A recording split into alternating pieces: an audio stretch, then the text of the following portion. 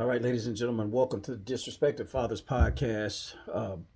Excuse us for not being consistent lately, but we have had life changing situations that's been going on, and we prayed to get back on track.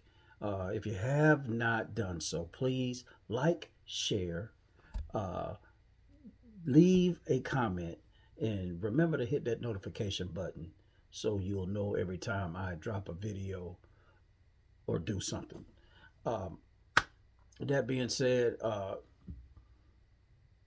today we're going to talk about the passing of all time, forever LSU Tiger, uh, young Kyren Lacy. Now, if you've been living under a rock for the past uh, year or so, he was convicted of vehicular manslaughter.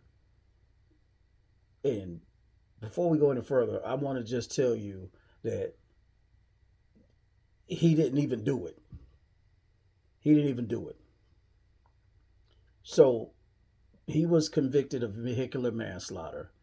They gave this young king $150,000 bail after some people lied on him, saying he caused this two-car head-on collision.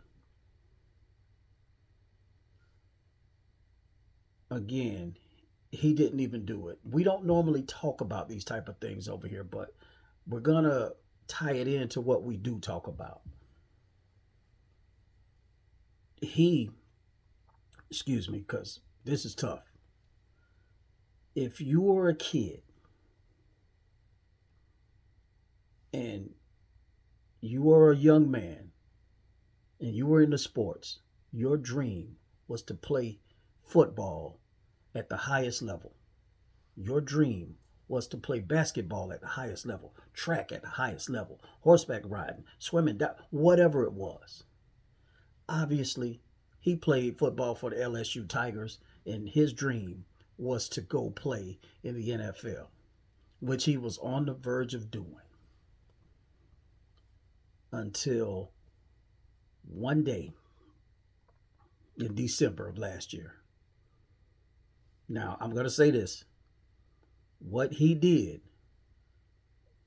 was wrong. I've watched the videos. I've watched at least 9 to 10 videos, maybe more. And what he did, passing 4 cars in a non-passing zone, that was wrong. That was wrong. It was dangerous for other people involved, and it was dangerous for him. Thank God that he got back in his lane of travel way more than in time. The only problem with that is somebody in front of him died. It wasn't that day, but somebody in front of him passed away. And again, this wasn't his fault. So by the time the state troopers get there, Kyren isn't there. He's not there. He left. If you want to say that he should have stayed during the scene, okay, cool, I'll give you that. But after he left, everybody blamed him when he didn't do it. I'm going to keep saying that. I'm going to keep saying that when he didn't even do it. What I learned from watching those videos, he was between 70 and 75 yards behind what was happening. It was 2 more cars in front of him. Those cars, or one car in particular, was it that Kia Cadenza, caused the accident.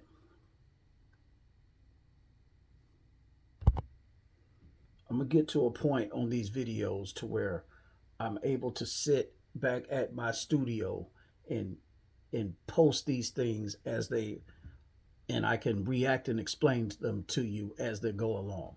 But as a father, as a father, I my entire heart goes out to this kid because this could have been my son.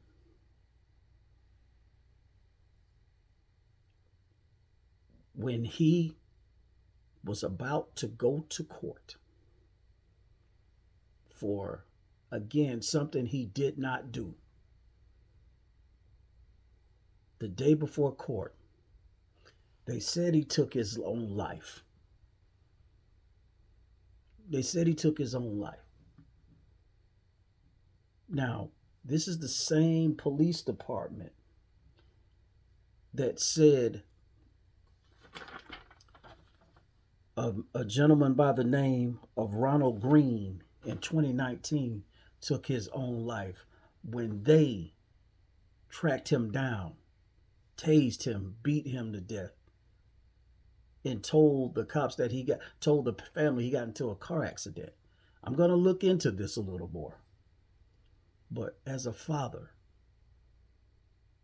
my heart goes out to this kid and his family because the cop, what was his name? Tyler Werner, said or had people making fake and false claims against him, telling people, coaching people what to put on their affidavits or their reports. Some people were like, no, this ain't what happened. So this girl, the one who actually head-on collisioned, what is her name? Brianna Imani.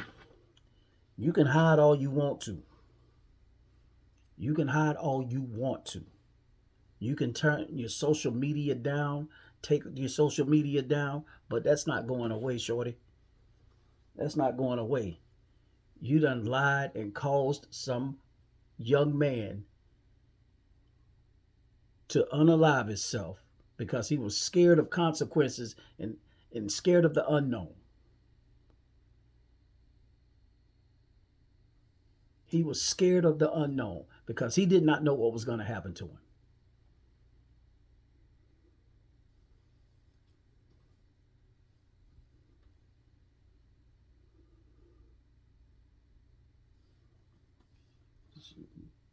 I can't.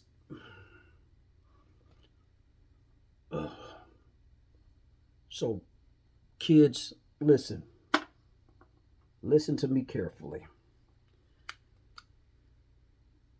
When things get to that point to where you feel like you want to take your life, and I'm still on the fence about that, listen to me carefully. You get to your parents.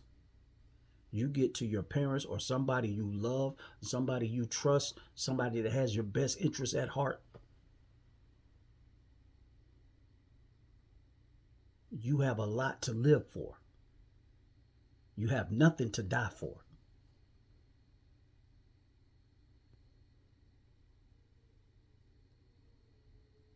This great king should still be here with us.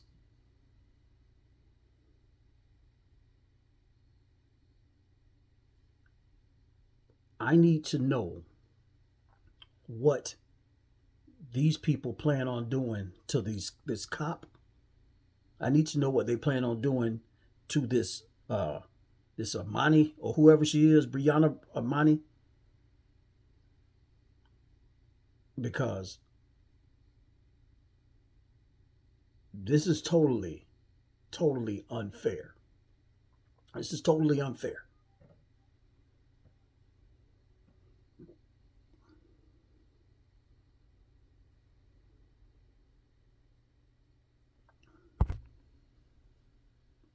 And before I get any deeper or close this out, I want to send a special prayer to the family of war veteran Mr. Herman Hall, who ultimately lost his life, served two in two tours in World War II, I believe it was.